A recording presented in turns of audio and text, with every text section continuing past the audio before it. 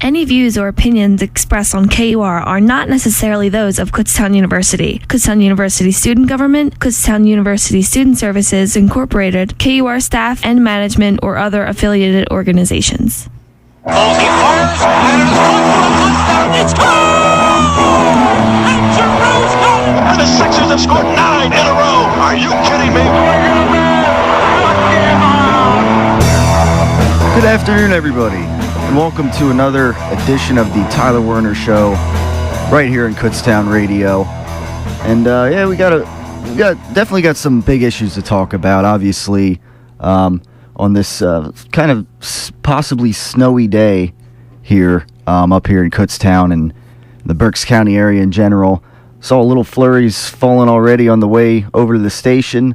So spring is officially here, but there's still little dribs and drabs of winter, this brutal winter that we've had. But nevertheless, we got obviously the lead story of the week right now is with the Philadelphia Eagles, Deshaun Jackson, all the trade rumors and all this and that. It's a story that there are so many layers to, and it's like, where do you start with it? Of course, you got the Flyers playing some pretty darn good hockey as of late. They had a 5-game winning streak. They had the heartbreaker of a loss last night to the Los Angeles Kings at home, but we'll talk about that later, certainly, as they continue to make a push for the playoffs and have been obviously playing some great hockey. But at the end of the day, I mean, Deshaun Jackson, this story about him not being on the Philadelphia Eagles next year, possibly being traded, all the propaganda, this and that is really what rules the day. And definitely want to get listeners' thoughts out there on this subject, either at 610-683-4859 or at the discussion post on the Facebook page for the show, facebook.com/Tyler Werner Show. And of course, we got March Madness as well. I mean, some Villanova, St. Joe's. I mean, maybe not making it as far as some people would like, but guess we'll preview what's ahead for that a little later as well. But the Deshaun Jackson issue is definitely the main point to talk about today. And just so we're all aware, we have Anthony Marchetto producing today for Mike Regensberger again. So maybe we'll get some thoughts out of him. Mike normally keeps busy, and he's not as much of a sports talker guy, I guess you could say. But maybe we could have a second support voice on this show, as we got some big issues to talk about. So yeah, Deshaun Jackson. Let's get right down to it. There's rumors that he's going to be traded. That he doesn't. The consensus or the rumors have been that he doesn't fit in with the locker room environment, and that that he's not a Chip Kelly guy. That's been rumored on this show. That's been talked about, for I think weeks now.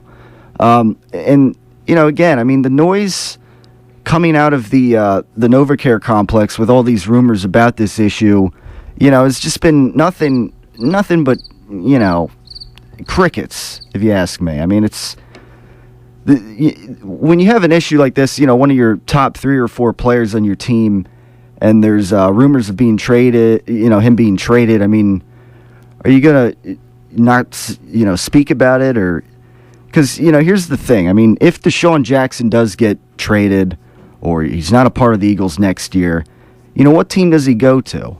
And if he goes to a team that, the Philadelphia Eagles play next year, for instance, who in this Eagles secondary is going to cover Deshaun Jackson? And if the Eagles, maybe underachieve a little next year without Deshaun Jackson, and they play whatever team he would be on, and he burns the Eagles, fans are not going to be happy. I mean, right now, a lot of fans were a little surprised, I think, from listening to other people's shows. Listening to guys like Mike Missinelli and some of the how you doing, man? some of the premier Philadelphia sports talk show hosts for the Philadelphia market. Deshaun Jackson has had his baggage. He's got the whole Instagram thing. This rap career on the side, which he can be a diva. But then again, a lot of NFL wide receivers, essentially they are divas, and they come with their baggage.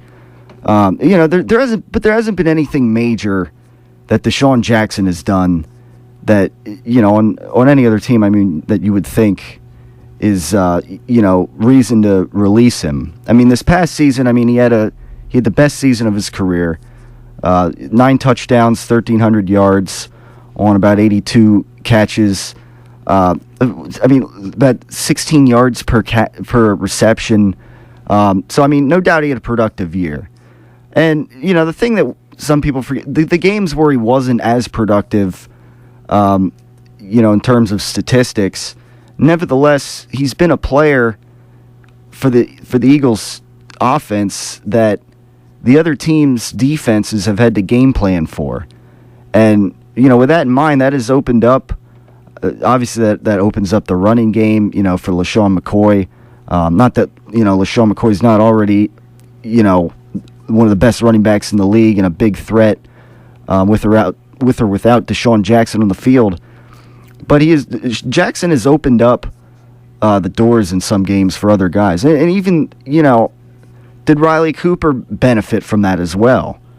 Essentially taking the place of Jeremy Maclin this past season, being opposite Deshaun Jackson.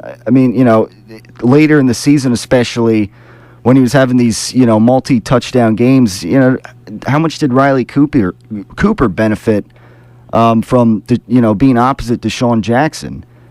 Because Cooper is not the guy that the other defense would game plan for. It was Deshaun Jackson along with LaShawn McCoy in the running game. And now, of course, last week Darren Sproles was added to the equation. And also, going back, even, with the re-signing of both Jeremy Maclin and Riley Cooper, the general consensus was that, it's either going to be one of those guys or the other. And, ironically, they brought both of them back. And, that definitely raised some questions like, wonder, does that also mean that they keep Deshaun Jackson or what? And then here last week they acquired Darren Sproles, of course. Probably I guess the biggest free agency move that the Eagles made, since they didn't really do anything major on defense. If you want to count Malcolm Jenkins at safety from the Saints being anything major, I don't know if that was any kind of major improvement. Maybe a slight improvement over what they've had in the safety position. But they bring in Darren Sproles, who can be effective in the screen game, obviously, as a running back.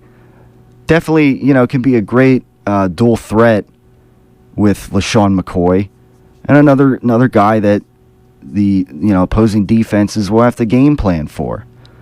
And especially in the screen game and with Darren Sproles' speed and acceleration, pretty reminiscent of Deshaun Jackson.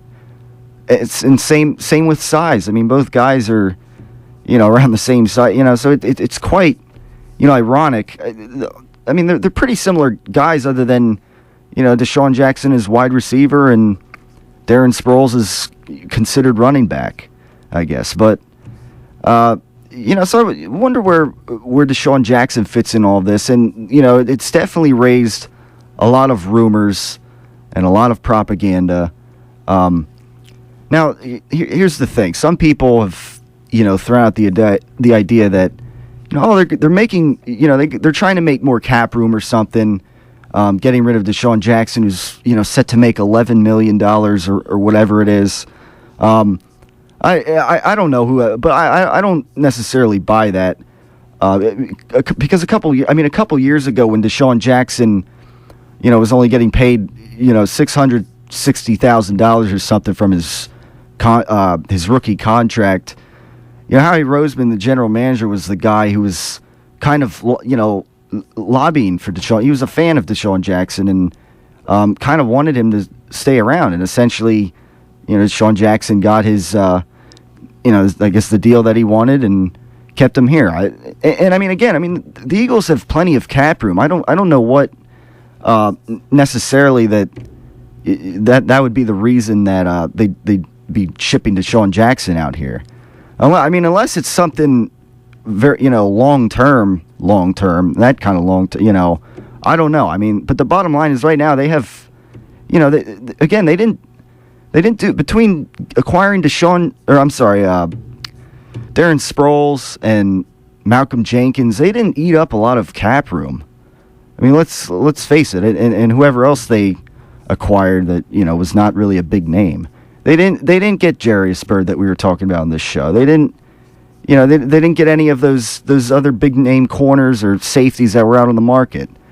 As far as cap room is concerned, I don't buy that at all. I think Howie Roseman is a Deshaun Jackson fan. He's that's been pretty evident. I think in the past when it came to contract situations in here. So that kind of leaves us with the ideas that Deshaun Jackson may not fit the locker room environment, or may not be a Chip Kelly guy. But here's some interesting kind of breaking news, I guess, if you want to call it. Something that kind of broke this morning from Deshaun Jackson himself. Deshaun Jackson tweeted this morning, and of course also posted on Instagram. Going multi-social media here.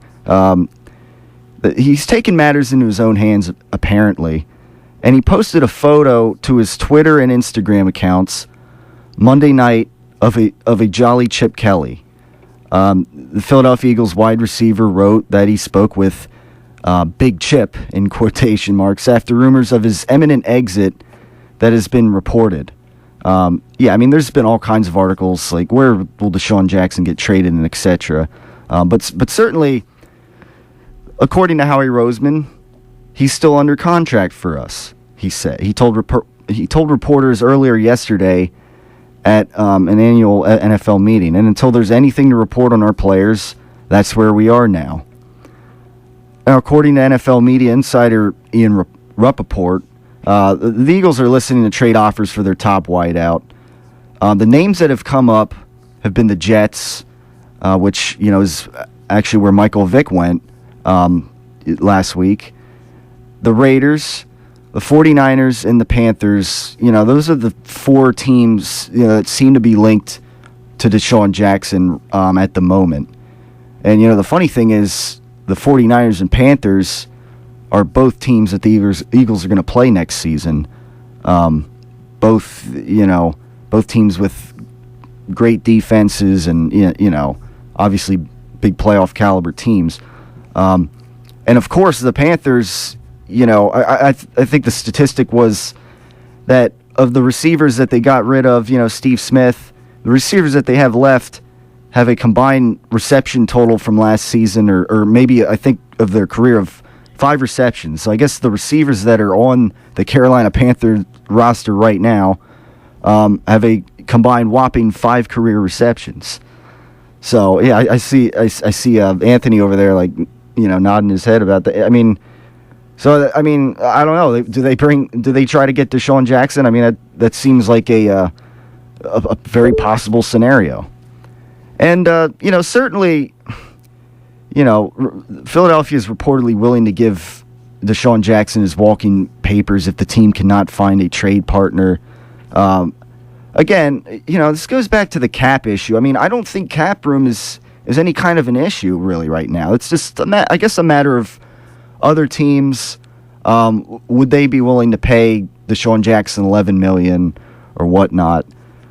The stories last week were that Deshaun Jackson,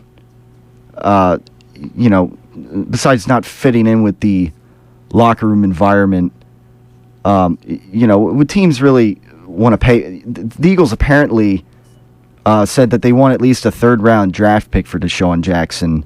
I guess between his baggage, I guess that again this propaganda. If you want to go baggage, I mean we don't know. I mean the bottom line is Chip Kelly's the coach of the team and he knows best. The only thing is he doesn't really tell us. I guess. I mean he hasn't. Nobody's really addressed the situation besides I guess this photo post of Deshaun Jackson. One thing, and I guess Howie Roseman saying that, Deshaun Jackson is still a part of this team or whatever. But anyways, if you go to this photo, I mean, it's a picture of, I guess Chip Kelly on a practice field, running with holding in his right hand this like yellow padded stick or something. I don't know. It might be something you want to go check out yourself, but I don't know exactly what it means. Good to talk to Big Chip today. Say or hear what you want. The picture speaks for itself. Winner, Bird Gang. I don't know exactly what it means, what this picture means or whatever. But when it comes to Chip Kelly, I mean, I guess the bottom line is, he knows the most about coaching the team than we do. And I guess if he doesn't, despite the production he had last season and despite the production he could, continue to have. I mean, he's 27 years old. He's at the peak of his career. If Chip Kelly, thinks that it's better to let him, to not have him on this team, then I guess it's, that's for him to decide and for us to just kind of ponder for the most part. Now, the thing is, there is, a possible backlash, which I kind of mentioned earlier. Say Deshaun Jackson does go to the Carolina Panthers or the San Francisco 49ers. But guess what? Both of those teams are in the Eagles' schedule next year. And obviously, neither one of them will be easy games to win, certainly. A lot of people might, ahead of check those off as two losses when you go through the schedule. But, it's when you play them too, not just who you play. But if Deshaun Jackson, and say one of those games really means something, and Deshaun Jackson burns the Eagles or whatever, everybody knows what fans are going to be saying. They're, like, oh, see, you shouldn't have gotten rid of Deshaun Jackson. Now look what happened, and this and that. And if things don't go well, a lot of people are going to be pointing the finger back at Chip Kelly and are really going to be, critical. I mean, it's a big risk, without question. And, again, I mean, your thoughts are invited on the Facebook page. We got my buddy Wayne checking in, one of the regular listeners to this show. He says the reasons for trading Deshaun Jackson are attitude and not stepping up as a locker room leader. And yeah, I mean, definitely that's, definitely one of the main ideas that have been floating around. He had the argument, what was it, in the Minnesota game with one of the coaches and, some game, maybe it was the one Giants game where the Eagles, for the most part, had Matt Barkley in that game because Nick Foles was out and Michael Vick pulled his hamstring. What was it? Maybe for the second time. Deshaun Jackson kind of just sitting there on the bench, looking down at the ground and like a little pity party or something. Again, I mean, Jackson does have his baggage, and it's just a matter of, is it enough in Chip Kelly's eyes for them to get to part ways with Deshaun Jackson. Not only that, I mean, of course you got this deep wide receiver core that's coming up in the draft that they could easily replace with they could make a replacement for Deshaun Jackson. But again, I mean, we'll continue this discussion. We got the first break coming up. So yeah, post your thoughts at the Facebook page Or you can call in at 610-683-4859, because I know that, there's a lot of people out there that are outspoken when it comes to this Deshaun Jackson story. So with that in mind, we'll cut to the first break. It is the Tyler Werner Show right here on Kutztown Radio. Hi, we are Pack 183, and we love listening to KUNR.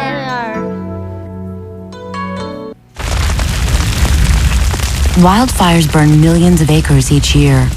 And each year, wildland firefighters like Fire Chief James Hall battle to contain them. But they can't do it alone. A single ember that escapes from a wildfire can travel more than a mile. It can ignite and destroy your home, your community, or more. That single ember can be just as dangerous as the wildfire itself. But you can do something firefighters can't. You can act now to prepare your home and your community for wildfire. You can reduce the risk. Do your part.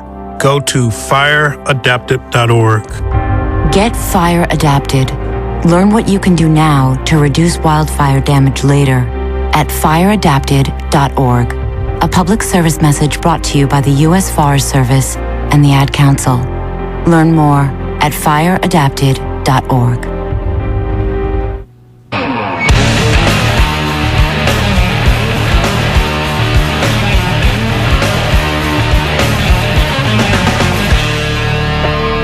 .1221 right here on the Tyler Werner Show on Kutztown Radio. Obviously, we got a lot of Deshaun Jackson talk coming up, and haven't heard from Anthony Marchetta yet. We should check in with Anthony Marchetta over in the production room and see what he thinks about this whole Deshaun Jackson situation. First off, Tyler, I'd like to say thank you for having me to the show, or letting me produce today. The first time I did it back. Is your mic? Hey, wait a second. Hold on. Is your mic on? Good. Good. We good now? Yeah, Here we go. There you go. Yeah, Rocking and rolling. All right. Yeah. So, back in February, thank you for having me. Appreciated that very much. Oh yeah. And your whole take on the Deshaun Jackson thing, I agree with talking about the leadership and whatnot. But what was really interesting when you were talking about bringing up what teams he could possibly go to, and you were talking about Carolina, I thought just because Deshaun Jackson's stature is very small, comparable to Steve Smith in that respect, and I think that's an unfair comparison, because that was the first thing that came to mind. People will automatically compare Deshaun Jackson to Steve Smith because Steve Smith has been a staple in Carolina for so long, and now he's in Baltimore. Well, Carolina brings in Jericho Cotchery, who does have more than 5 career catches, but I don't think Deshaun Jackson in Carolina would work all that well, because the Eagles had guys like LaShawn McCoy, Riley Cooper, and Brent Selleck who could open up the field and let Deshaun Jackson run his streaks, because I do not think Deshaun Jackson is a very good receiver. Yeah. He is very talented. He's fast. He has all that going for him. But for him to be a number one, hey, he doesn't go over the middle. Steve Smith could go over the middle. He'd take a hit. He can go up and get a catch. Deshaun Jackson will burn a defensive back. After that, you're not getting too much out of him. Right, yeah, and that's the thing. I mean, are the Eagles also, maybe trying to draft a big, fast wide receiver? I think, and for several years, too. I mean, I think people have been saying that. Like a few years ago when Deshaun Jackson had his contract issue, and there was a possibility of getting rid of him, people were saying, bringing up, they need a big, T.O.-like receiver. Maybe not personality, but, a big, fast wide receiver that could go up through the middle and get the ball like that. Certainly, as far as the tight end situation for the Eagles, Brent Selleck and Zach Ertz certainly, are definitely, as far as tight ends are concerned, big tight ends that can get the ball like that. They could definitely use, a big receiver, though, I think, if they're going to replace Deshaun Jackson. Because like you said, I mean, he's, Steve Smith was for over a decade, I think. He was even last season, he still played at a pretty high level in his 30s. Definitely, Deshaun Jackson is, not a carbon copy of Steve Smith, and if people are going to make comparisons like that, it's a different ballgame with Deshaun Jackson. That's the bottom line. And yeah, I mean, it'd be interesting to see Cam Newton and Deshaun Jackson on the same offense, certainly. But yeah, I mean, I guess we'll see what how official this really is, and with Deshaun Jackson, and see if anybody really addresses it. Because yeah, certainly Deshaun Jackson is not necessarily a replacement to Steve Smith, and again, I mean, this season that Deshaun Jackson had last year. Statistically, Steve Smith has had several kinds of those seasons where he broke 10 touchdowns and 1,300 yards, or however many whatever statistics you want to throw at. Steve Smith has a great track record. This past season was kind of Deshaun Jackson, for the Eagles. Also, maybe benefiting from, the tight end core, like you said, and LaShawn McCoy having the best season of his career.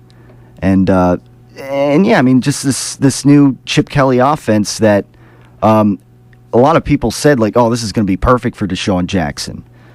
So, yeah, but I mean, definitely, again, big wide receiver core coming up in the draft, and certainly they can replace Deshaun Jackson with obviously a different style receiver, a big receiver. I mean, they got Jeremy Maclin, who's, I mean, we'll see how Maclin comes back from his injury.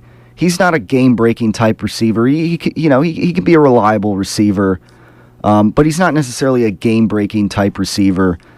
Riley Cooper, again, I mean, how much did he benefit from, from basically being in Jeremy Maclin's place, and again, having the run game of the Eagles to account for, and this and that. So they bring in a big receiver and replaces Deshaun Jackson. Definitely will be interesting to see whether or not they do that. Whether with their first pick of the draft, whether or not they do that. And I guess defensively, I mean, if they were to draft a wide receiver with their first pick, and I guess having not really picked up anybody high priced in free agency on defense, I mean, I guess with defense, they're just continuing to let these young defenders grow, I guess. A lot of growing pains with this new regime, transition to the 3-4 defense. Inexperienced, guys on this defense that, they got a year under their belt with Billy Davis being their coordinator. Obviously, they gave up all kinds of yards, but, the saving grace of them in many games has, been forcing turnovers before a team could kick a field goal or get a touchdown. Hopefully maybe they can improve as a solid unit and not give up so many yards, because they're going to be playing some great football teams that aren't going to turn the football over as easily as some teams have.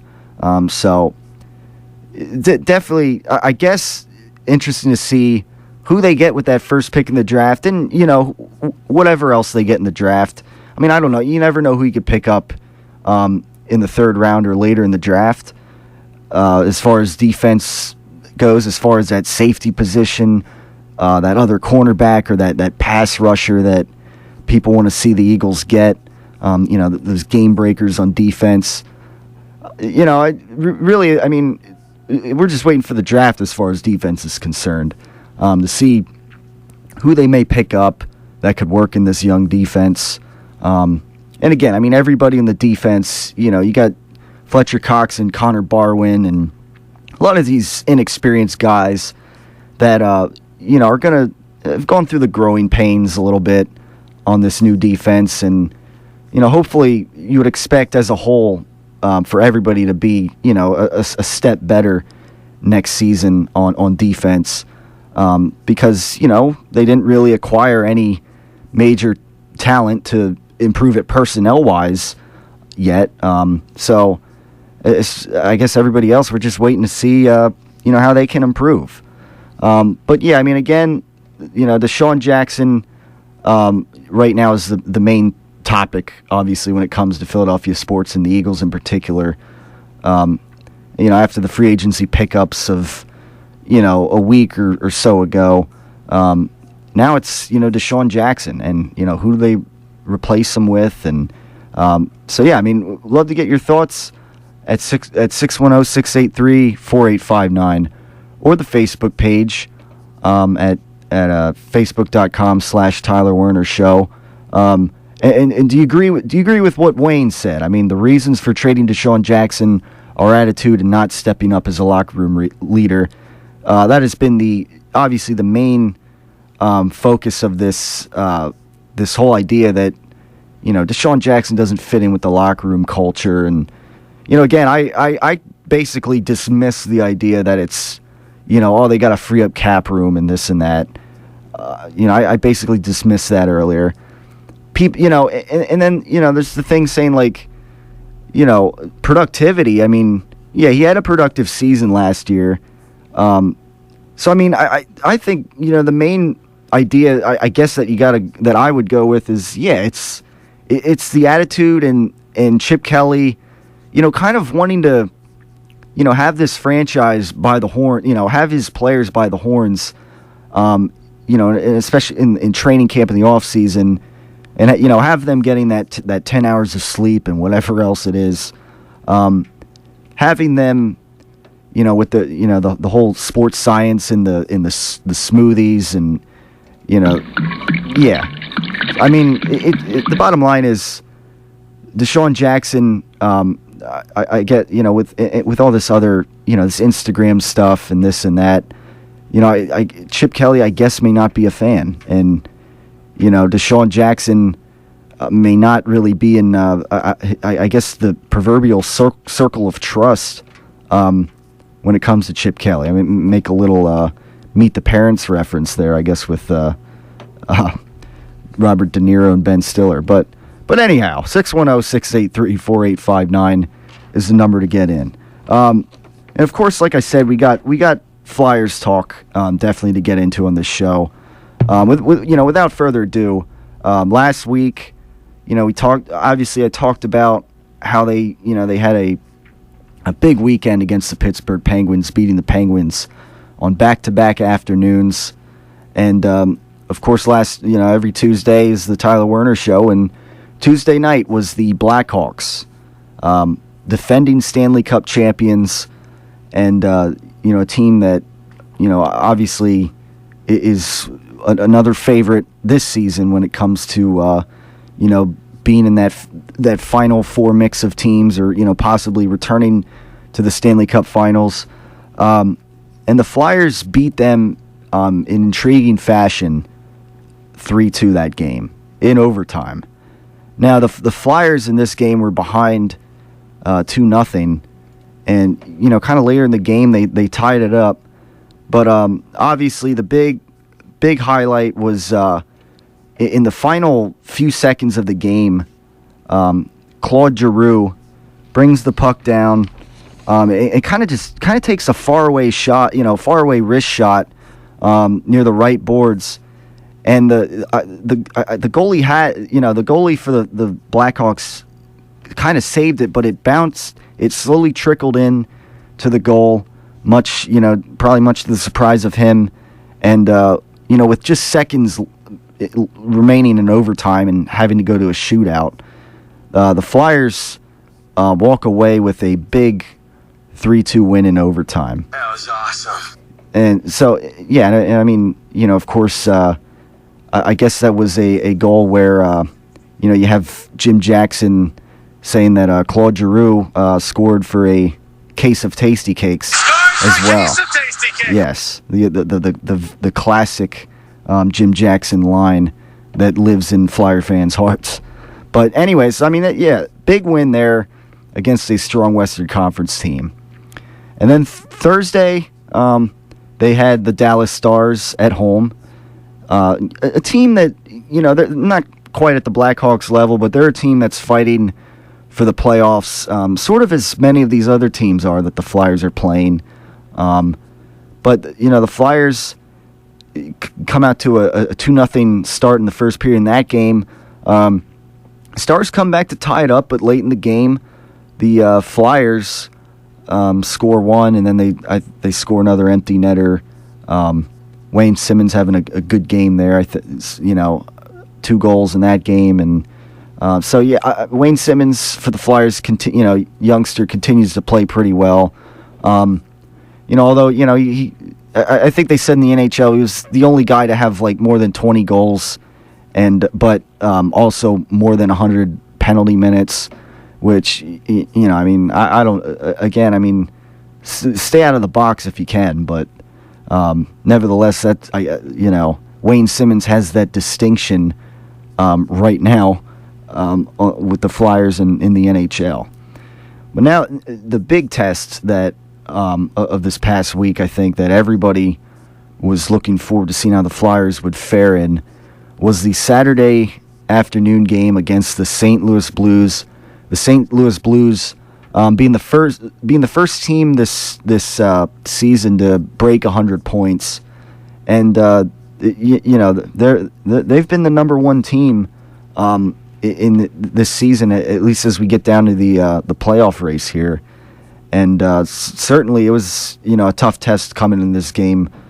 St. Louis traveling to the Wells Fargo Center, a third straight home game for the Flyers. And the Flyers, this game was pretty competitive, but the Flyers took the lead 2-1, and late in the game they clinched the game, with a nice goal and I think another empty netter goal, and they walked away with a 4-1 victory over the St. Louis Blues, the number one team in the NHL as far as points are concerned.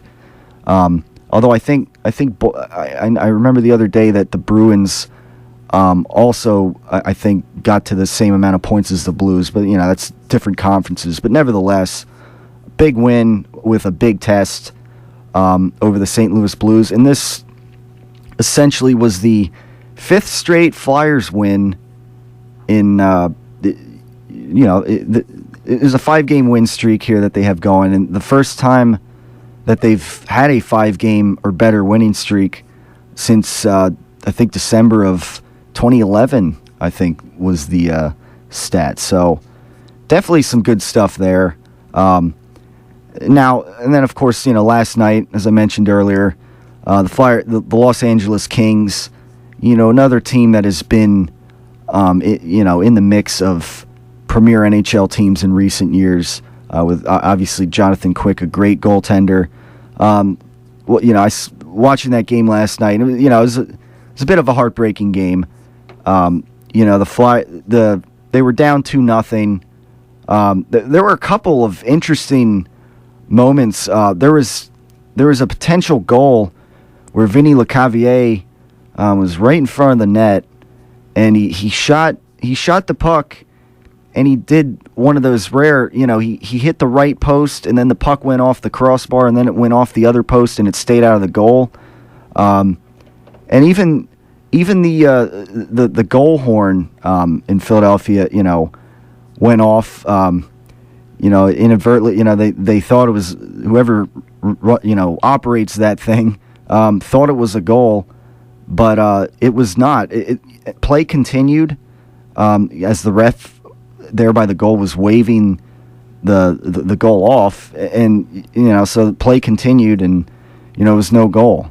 But in the third period, I should say, the Flyers rally and tie it up 2-2, and there was another potential goal, this time for the LA Kings in that period, where had there not been a cross-checking penalty that was called in front of the net on former Flyers player Mike Richards, there would have been another goal for the Kings, as the puck went in, but right before it, Mike Richards made a cross check in the back of one of the Flyers defenders, and that way that goal off.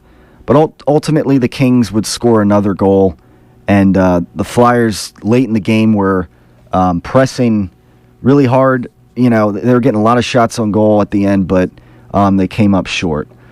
And also, just for the, I mean, Steve Mason was getting a few days to rest, actually.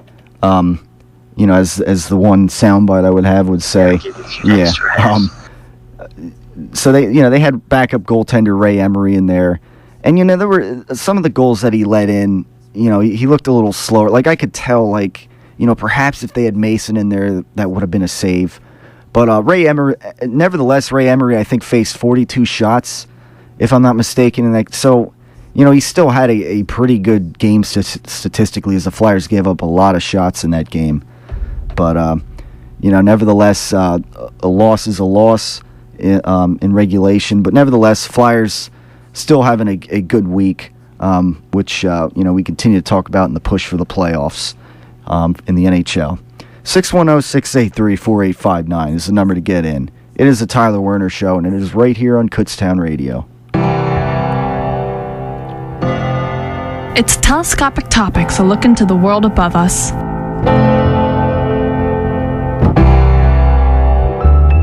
I'm Chuck Fields. With the recent meteor that streamed across the sky of Yekaterinburg, Russia, leaving a sonic boom that injured more than 1,000 people, and the 50-meter-wide asteroid called 2012 DA-14, which came closer to Earth than some man-made satellites, it's no wonder scientists have dubbed our solar system as a cosmic shooting gallery. Although an asteroid big enough to wipe out all life on Earth sounds like something out of a Hollywood blockbuster, the reality is that they make up 10% of all near-Earth objects. These planet killers are more than a kilometer wide. Scientists have estimated that the asteroid that wiped out the dinosaurs had a diameter of about 7 to 10 kilometers. NASA is keeping a close eye on these near-Earth objects, but what would they do if they knew a planet-killing asteroid was lined up to collide with Earth?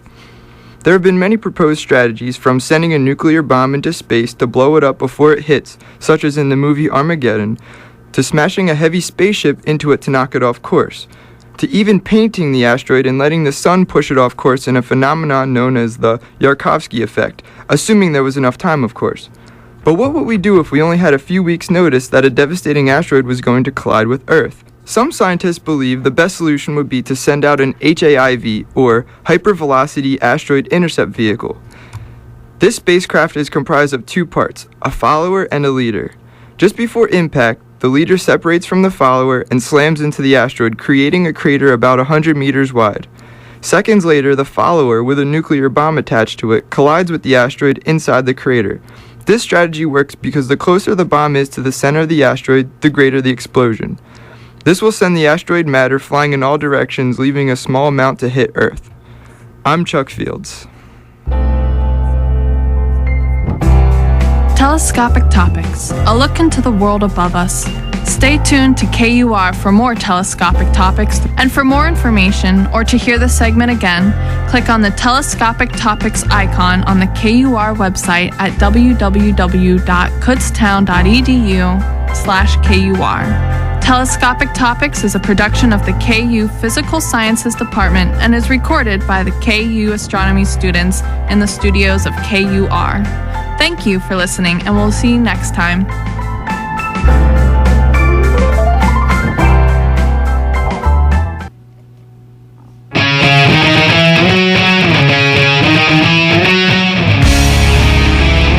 .43 on the Tyler Werner Show. Winding down here. You want to get into the show quick? 610-683-4859 is the number to get in. And as usual, we're talking about the Sean Jackson on the Eagles and the Flyers play that has been very good as of late. So get on the Facebook page as well, and post any good thoughts or questions you may have. Certainly welcome to the show. As Andy Reid once said, would say, give me some good questions. So let's get back to the business, though. March Madness, again is, slowly winding down a little bit. We got the Sweet 16 games that are coming up in the next few days. Let's see. The only one seed I could see that did not make it was in the Midwest. That's interesting, I guess you could say. You got Florida taking on UCLA. You got 11th seed Dayton and 10th seed Stanford taking on one another. You got 1st seed Virginia in the East taking on 4th seed Michigan State. 3rd seed Iowa State taking on 7th seed Connecticut. And that's that conference. But then you got 1 seed Arizona taking on SDSU, 4th seed in the West, and Baylor, the 6th seed, taking on number 2 seed Wisconsin in the West. And then you got Kentucky, 8th seed in the Midwest, taking on 4th seed Louisville, or I don't know. Some people say Louisville. A guy like Tony Bruno, I know, he says Louisville. I don't know how listeners out there say it. That's a debate. I want to get to the bottom of that. Is it Louisville or Louisville? What's the real pronunciation of that game, or of that team, I should say, in that game as they take on Kentucky? And last, you have Michigan, the 2 seed, taking on the 11th seed Tennessee. Again, as I mentioned before, I'm not a big March Madness guy. I enjoy the NBA playoffs, just because the skill level of the game. You got the best players of the game. The NCAA March Madness tournament obviously, has the cool big concept of 64 teams, and now this year was more than that, obviously. But nevertheless, another year of March Madness is winding down as we have the Sweet 16 games coming up a little later this week. So that's that. And again, the Flyers playing well. Each week we go through the standings here, which I think I'll go through briefly, given that we're running out of a little time here. But as far as the Metropolitan Division is concerned, the New York Rangers right now are the kind of the main team that the Flyers have to worry about, I guess, given that the Pittsburgh Penguins, again, they're at 97 points and pretty much have this division wrapped up.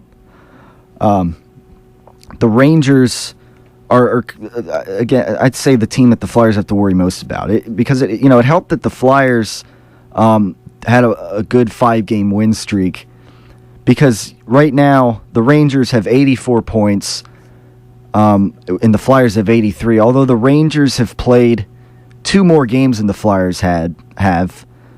So that's one thing. But the big thing is that the Flyers play the Rangers in their next game, which would be tomorrow night. So that'll obviously, that's a big contest for the Flyers.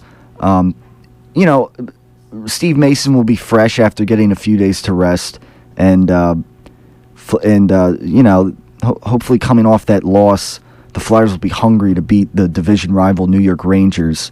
And that definitely the Flyers would have a pretty good advantage if they could beat the Rangers. Now the Capitals in the division, who are 4th, are at 79 points and have played 1 more game than the Flyers. The Blue Jackets, who have played the same amount of games as the Flyers, are at 78 points. And then further down, you got the Devils and the Hurricanes and the Islanders, who, if anything, might be fighting for a wild card spot. Well, maybe not the Islanders. They're pretty down there on the point standings. So definitely the Flyers are in a pretty good situation to make the playoffs. And again, it helps that they had that great win streak last week against some good teams. But nevertheless, they still got some good games, good teams to play, good games on the horizon. Starting with the New York Rangers tomorrow, a big game that can be a real test for the Flyers and can really determine a lot as far as where the Flyers stand in this division. Now again, of course you got the Bruins, who will likely be the 1 seed at this point in the Eastern Conference, looking like they might get back to the Stanley Cup Finals again this year with the way they've been playing in their last 10 games, being 9-0-1, not having any losses in regulation. And they even though that they played one more game than the St. Louis Blues, they surpassed St. Louis. Again, St. Louis having played one less game, but the Bruins are at 104 points in the Eastern Conference, whereas the Blues lead the Western Conference with 103 points. Blues with a young team, definitely stepping back up, as I kind of mentioned last week. And again, in that mix of playoff teams and premier teams in the Western Conference, you have the Blackhawks that are looking like they're going to be a playoff team and perhaps a force to be reckoned with in the playoffs. You got the Sharks, who are all leading the Pacific Division, who are always a pretty good team, and you got the Ducks, who have been good in recent years as well, and the LA Kings, a little further down on the chart, but nevertheless can be a good team in the playoffs, having won the Cup only 2 seasons ago. So, and obviously again they have one of the premier goaltenders in the NHL, Jonathan Quick. So definitely after this past week, things, despite the loss last night, things looking pretty good for the Flyers. But again, I mean, one bad string of a few losses or something, and the whole thing could look bleak. But the way the Flyers are playing right now, they're playing like they want to be in the playoffs and like they should be in the playoffs. So definitely, especially after beating the St. Louis Blues, who are one of a top 2 team in the NHL, that is definitely a good sign for the Flyers. And I know that they're going to have to go on the road and play the Blues coming up, and I know they have to play the Boston Bruins coming up. So definitely got some stiff competition going up in Flyer world. Now, getting back to the NFL, maybe not as much with the Philadelphia Eagles, but the NFL in general. And I want to get any thoughts on this from any listeners out there. Is the NFL changing the PA, the point after the touchdown rule? The extra point rule. Supposedly, there's been ideas out there that they want to, instead of snapping the ball from the 2-yard line or whatever to kick the extra point, which is I believe is like they said was like a 99.6 success rate last season or something like that. Instead, they want to move it back to like a 42-yard field goal or something. The initial idea that I remember hearing a couple months ago from the commissioner Roger Goodell himself was that the idea was that he, to get rid of the PAT, simply because it was an unexciting play and, just kind of dead air in a football game. And, my theory is that if you want to do that, then you get you give them the 6 points, whatever, after a touchdown. If the team wants to go for a 2-point conversion, they can do that. Otherwise, they just get the option to say, no, we'll take the extra point and we will go kick the ball off to the other team now or something, like, however you want to word it. Because, they said the argument is that, well, the extra point kick is, so close to 100% successful that, it might as well be gotten rid of. And I think if you're going to do that, then you just give the option to say, hey, you can take the extra point and not have to have this, this unexciting play, I guess, this chip shot field goal that has a 99.6% success rate or whatever. Or if you want, like normal, you can go for 2 if that's, if it's relevant to your choosing, to the game situation or whatever. So what are your thoughts on that, Anthony? I mean, a 42-yard field goal, I mean, I don't know. A 42-yard field goal, getting in that range, it gets dicey. Now, here's one proposal I have not heard anybody bring up. Keep it at the 2-yard line. But from wherever they score, because you know how after you run a play and it's over, they'll place the ball inside the hash marks at some point. Say you run out of bounds to the left, they'll place it all the way to the left on the hash marks, or they'll push it all the way to the right. Well, why don't you place it where they score a touchdown at that hash mark and not right in the middle. Because when you're that close and kicking it on that much of an angle, that makes it a lot more interesting. Kicking it on an angle like that. Because we've seen people that are maybe on the 3-yard line deliberately take delay of game penalties so they can back up 5 yards and have a better shot at the field goal. So why don't they do that for an extra point? And enforce maybe a way that in a delay of game sense that you cannot take a delay of game to back up 5 yards in that spot. But having guys kicking it on that close of an angle or on that tight of an angle from the 2-yard line, I think it would make it a lot more interesting. Yeah, I mean, that's a possibility. Yeah, and like you said, a possibility that I haven't heard yet. Kicking. I mean, I guess then, teams would have to maybe account for that, in practice, kicking practice or whatever I guess you want to call it. I don't know. I mean, again, from the motive that Roger Goodell initially gave a couple months ago, was that we want to eliminate this this unexciting play with this big success rate, and I don't know, maybe that would do that a little bit to some degree if they lined it up at the hash marks to kick it or whatever. I just don't understand the whole 42-yard field goal concept or whatever. That you get a touchdown and then because normally you kick a 42-yard field goal for 3 points, and then to have them do that for an extra point, I don't totally understand that concept. I say, like kind of like an old, a classic old NFL video game, NFL Blitz. For those who are familiar with that game out there, in that game you just, you could take the extra point like by decision, not have to do anything, or you could go for 2 points. If I were to talk to Roger Goodell, about that, I'd say, well, if that's what you want to me, that I guess that seems the way to go there. I guess if but I don't know. I mean, we'll wait and see. I guess down the road officially how they address this rule change. And I mean, again, I don't care. I'm not even lobbying for them to change it. I might suggest that maybe it's changed for the sake of change. I don't know.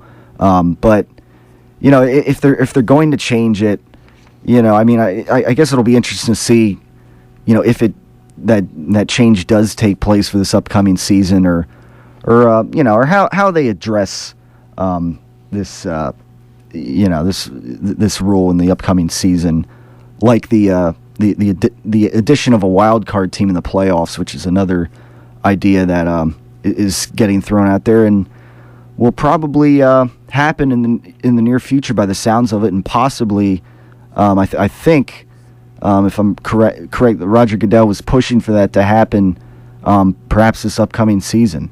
So it'll be interesting to see what happens there. And furthermore, just a little update here before we end the program.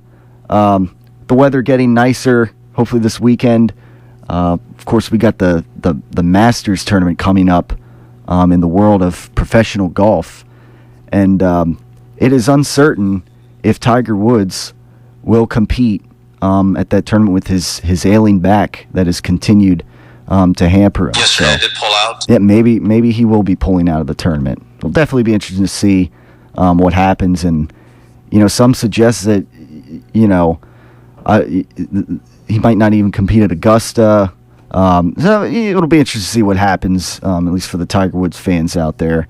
But as I've mentioned before, I just like watching.